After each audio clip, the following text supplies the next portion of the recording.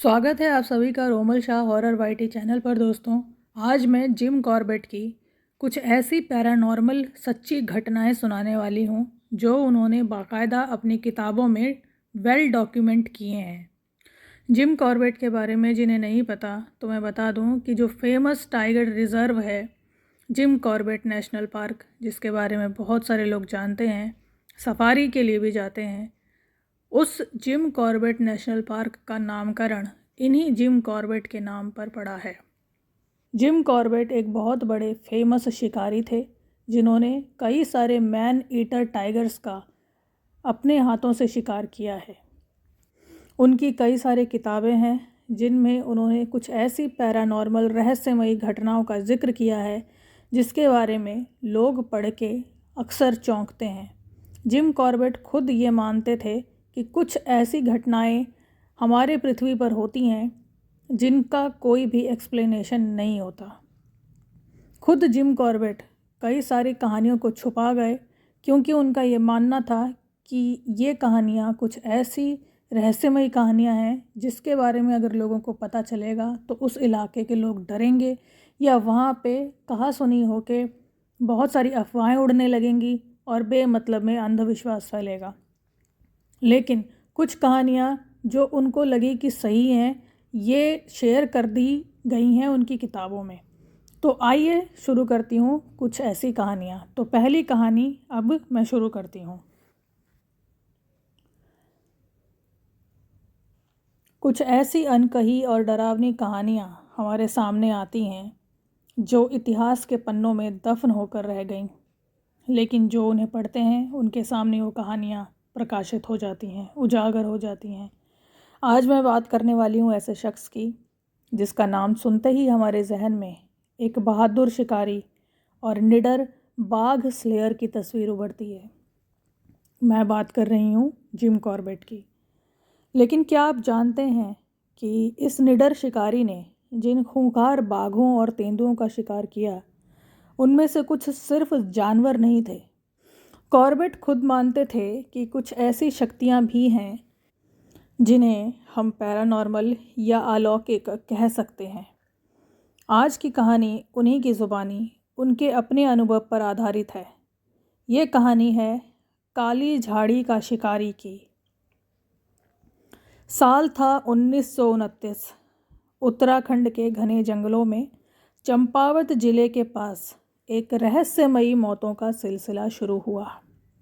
लोग अचानक गायब होने लगे और जब उनके शव मिलते तो वो इतने टूटे फूटे और कुतरे हुए होते कि लगता जैसे किसी दैत्य ने उन्हें नोच नोच कर खाया हो।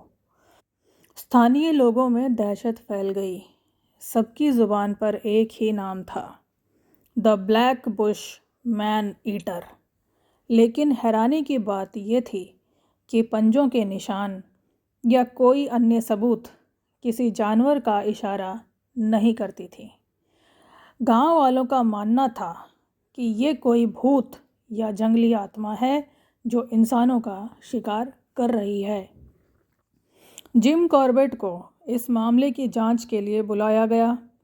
अपनी किताब जंगल लोर में वो लिखते हैं कि जब वो उस इलाके में पहुँचे तो उन्हें खुद एक अजीब सी बेचैनी महसूस हुई। हवा में एक सन्नाटा था, एक डर, एक ऐसा डर जो जानवरों से नहीं बल्कि किसी अनजानी चीज़ से पैदा होता है। दोस्तों, यहाँ पर मैं आपसे एक चीज़ शेयर करना चाहती हूँ पर्सनली, कि जो लोग जंगल में रहते हैं उनके अंदर एक सिक्स्थ सेंस डेवलप हो जाती है। अगर आसपास 200 मीटर के इलाके में या 500 मीटर के इलाके में या 1 किलोमीटर के इलाके में कोई जंगली जानवर हमला करने को तैयार होता है तो वो पहचान पाते हैं कि हाँ, यहाँ पर तेंदुआ है या कोई मेल टाइगर है या कोई फीमेल टाइगरस है। कई बार जब एक अनजाना सा डर फैलने लगता है जिसका एक्सप्लेनेशन वहाँ पर अनुभवी शिकारी को भी नहीं होता, तो माना जाता है कि यहाँ कुछ ना कुछ पैरानॉर्मल हो सकता है। तो चलिए अब हम आगे बढ़ते हैं। जिम कॉर्बेट की ज़ुबानी वो क्या कहते हैं आगे। एक रात कॉर्बेट एक पेड़ के ऊपर मचान यानी शिकार के लिए बनी झोपड़ी में बैठे हुए थे। उन्होंने एक बकरे को नीचे बांध रखा था ताकि वो मनहूस जानवर या उस चीज़ को लालच में ला सकें। आधी रात का वक्त था। चारों तरफ सन्नाटा पसरा हुआ था। अचानक बकरा बेचैन हो उठा और ज़ोर ज़ोर से मिमियाने लगा। कॉर्बेट ने अपनी राइफ़ल तैयार कर ली। उनकी नज़रें अंधेरे में उस दिशा में पड़ गईं जहाँ से आवाज़ आ रही थी, और फिर उन्होंने देखा। झाड़ियों के पीछे से एक आकृति उभर रही थी, लेकिन वो कोई बाघ या तेंदुआ नहीं था। कॉर्बेट अपनी किताब में लिखते हैं, वो एक इंसानी सी आकृति थी, लेकिन पूरी तरह से काली। उसकी आँखों की जगह पर सिर्फ गहरे खाली गड्ढे थे जो चीता की तरह ज़मीन पर रेंग रही थी, और उसके चलने से पत्तों की सरसराहट तक नहीं हो रही थी। कॉर्बेट जैसे अनुभवी शिकारी की भी रूह कांप उठी। उन्होंने अपनी राइफ़ल उठाई और निशाना साधा, लेकिन तभी एक अजीब घटना हुई। वो काली आकृति अचानक गायब हो गई, ऐसे गायब जैसे वो धुएं का एक गुबार हो। एक पल में वहाँ थी, अगले पल वहाँ कुछ भी नहीं था। कॉर्बेट हैरान रह गए। उन्होंने फौरन अपनी टॉर्च जलाई और नीचे कूदे। जहाँ वो आकृति थी वहाँ जाकर देखा तो ज़मीन पर ना तो कोई पैरों के निशान थे, ना ही घास मुड़ी हुई थी, बिल्कुल वैसे जैसे कुछ हुआ ही नहीं। लेकिन बकरा, वो बेचारा बकरा वहीं पड़ा हुआ था, मरा हुआ, और उसकी गर्दन पर गहरे निशान थे, मानो किसी ने उसे अपने लंबे पतले नाखूनों से दबोचकर उसकी जान ले ली हो। कॉर्बेट समझ गए कि ये कोई साधारण दरिंदा नहीं है, ये कुछ और ही है, कुछ परलौकिक, अलौकिक या पैरानॉर्मल। अगले कुछ दिनों तक कॉर्बेट ने उस इलाके का चप्पा चप्पा छान मारा। आखिरकार उन्हें एक बूढ़े साधु का पता चला जो उस जंगल में रहता था। जब कॉर्बेट ने उसे वो कहानी सुनाई तो साधु ने आंखें बंद कर ली और बोला, साहब, तुमने जो देखा वो कोई जानवर नहीं है, वो एक भूत है, एक ऐसी आत्मा जो जीवित रहते हुए एक काले जादू का शिकार हुई थी और अब उसकी आत्मा को चैन नहीं मिल रहा। वो इंसानों का शिकार करके अपना भूख शांत करने की कोशिश कर रही है। साधु ने कॉर्बेट को एक तावीज़ दिया और कहा कि उस चीज़ को गोली नहीं बल्कि मंत्रों और पवित्र शक्ति से ही भगाया जा सकता है।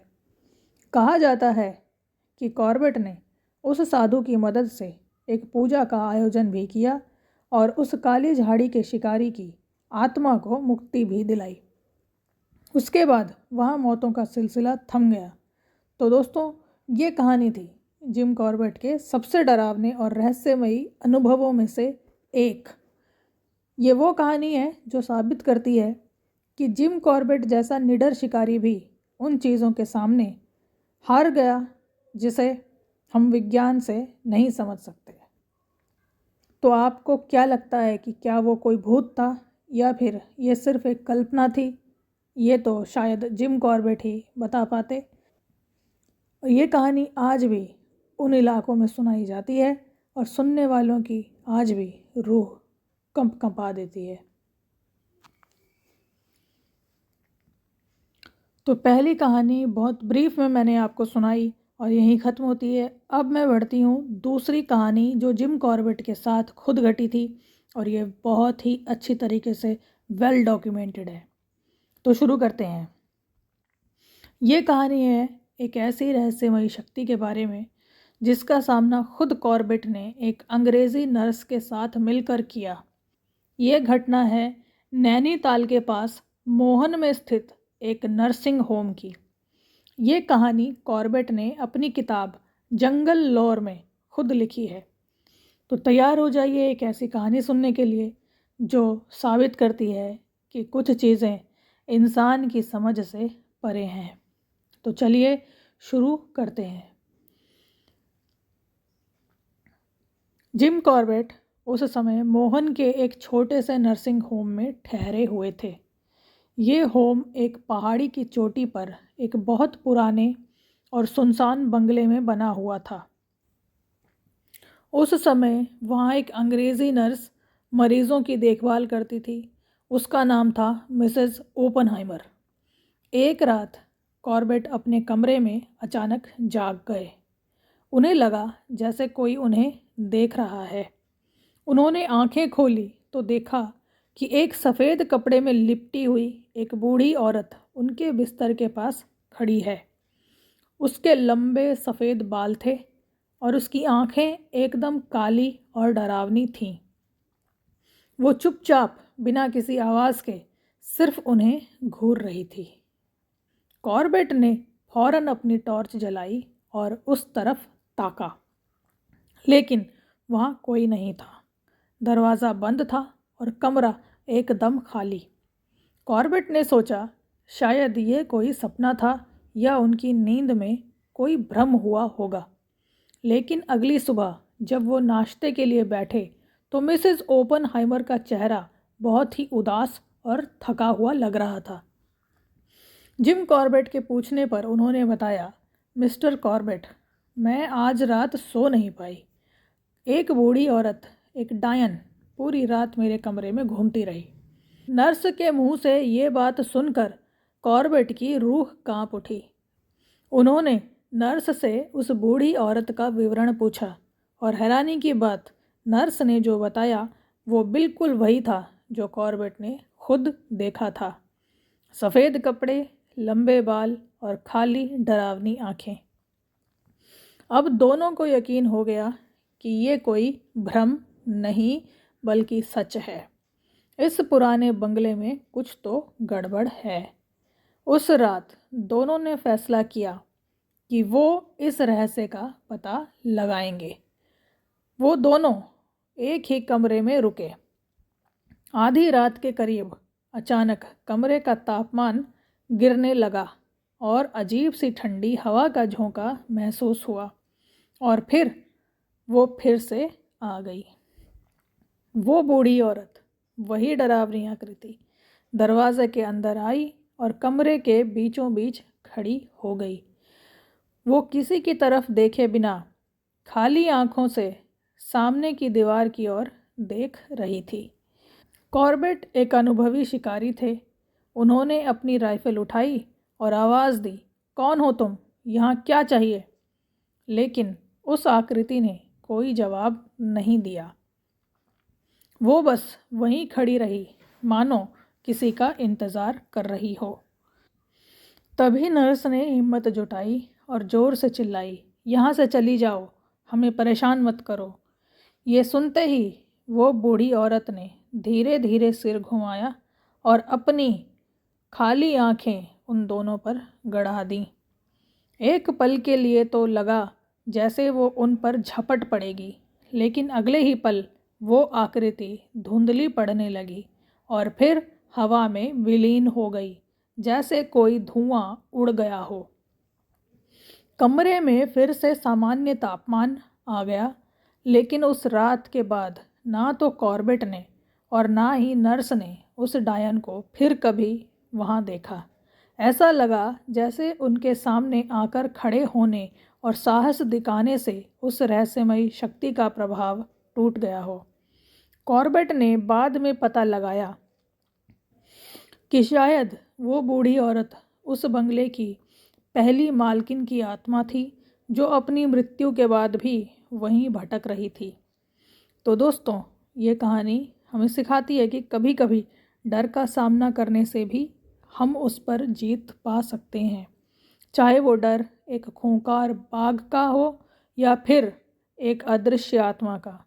जिम कॉर्बेट ने दोनों का सामना किया और दोनों को हराया। तो आपको ये कहानी कैसी लगी, मुझे नीचे कमेंट्स में ज़रूर बताइएगा। और अगर आपको ऐसी ही डरावनी और रहस्यमयी पैरानॉर्मल कहानियाँ पसंद हैं तो चैनल को ज़रूर सब्सक्राइब कर दीजिएगा। अब बढ़ते हैं नेक्स्ट कहानी की तरफ।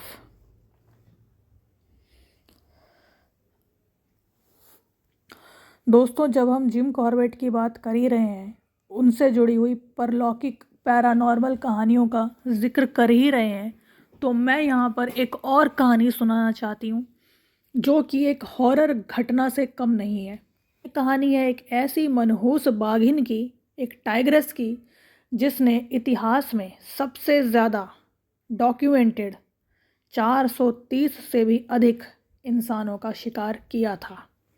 इसका नाम था चंपावत मैन ईटर। पहले तो इसे एक मेल टाइगर माना जा रहा था कि शायद एक मेल टाइगर है जो मैन ईटर बन गया है, लेकिन बहुत बाद में पता चला कि अरे ये तो एक टाइग्रेस है, यानी कि एक बाघिन है। वो ऐसी रहस्यमयी हॉरर घटना बन गई। बाद में पता चला कि ये हॉरर घटना और ये जो जितनी भी रहस्यमय घटनाएं हो रही हैं वो क्यों और कैसे हो रही हैं। ये जो चंपावत मैन ईटर की कहानी है, जिम कॉर्बेट की किताब में आप ज़रूर पढ़िएगा।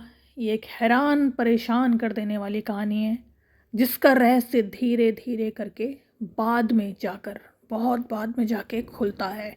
किसी रहस्यमयी पैरानॉर्मल घटना से कम नहीं है ये कहानी। लेकिन इस शिकार के दौरान कॉर्बेट ने जो कुछ महसूस किया वो किसी डरावने भूत से कम नहीं था। तो आराम से इस कहानी को अब सुनते हैं। जिनको आगे ये कहानी नहीं सुननी, ना सुने। 2 कहानियाँ आपने सुन ली हैं, बहुत है। लेकिन अगर आप कुछ एक्स्ट्रा चाहते हैं, कुछ एक्स्ट्रा ऑर्डिनरी घटना जानना चाहते हैं जो सच में घटी थी, तो ये बने रहिए इस कहानी में।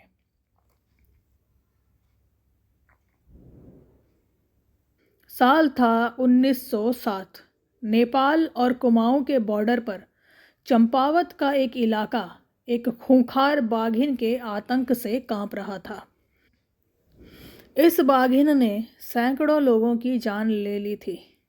वो इतनी खतरनाक और चालाक थी कि उसने नेपाल की सेना को भी चकमा दे दिया था। आखिरकार मदद के लिए जिम कॉर्बेट को ही बुलाया गया। जब कॉर्बेट वहां पहुंचे तो उन्होंने जो देखा वो एक सदमे की तरह था। पूरे गांव में सन्नाटा पसरा था। लोग घरों से बाहर निकलने से डरते थे। खेत सूने पड़े हुए थे। हर कोई उस मौत की देवी का नाम फुसफुसाते हुए ले रहा था। कॉर्बेट ने उसका पीछा शुरू किया। एक दिन उन्हें एक जगह पर वो और उसका शिकार मिला। शिकार थी एक युवा लड़की जिसे बाघिन जंगल की ओर घसीटते हुए ले गई थी। ज़मीन खून से लथपथ थी। कॉर्बेट ने उस रास्ते का पीछा किया जहां बाघिन उस लड़की के शव को लेकर गई थी। फिर अचानक जंगल की गहरी चुप्पी को चीरती हुई एक आवाज़ आई। ये आवाज़ थी बाघिन की गुर्राहट की, लेकिन ये कोई साधारण गुर्राहट नहीं थी। कॉर्बेट ने अपनी किताब में लिखा है कि ये आवाज़ इतनी डरावनी और दहला देने वाली थी जैसे किसी ने इंसानी आवाज़ और जानवर की गुर्राहट को मिला दिया हो। ये आवाज़ सुनकर उनके शरीर में सनसनी दौड़ गई। ये आवाज़ सुनकर कोई भी इंसान अपनी जान छोड़ने को तैयार हो जाए।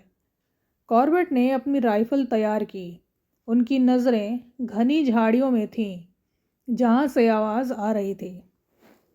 उन्होंने महसूस किया कि बाघिन उन्हें देख रही है। वो बाघिन शिकार नहीं बल्कि शिकारी बनकर आई थी। लेकिन वो बाघिन बहुत चालाक थी। वो झाड़ियों से बाहर नहीं निकली।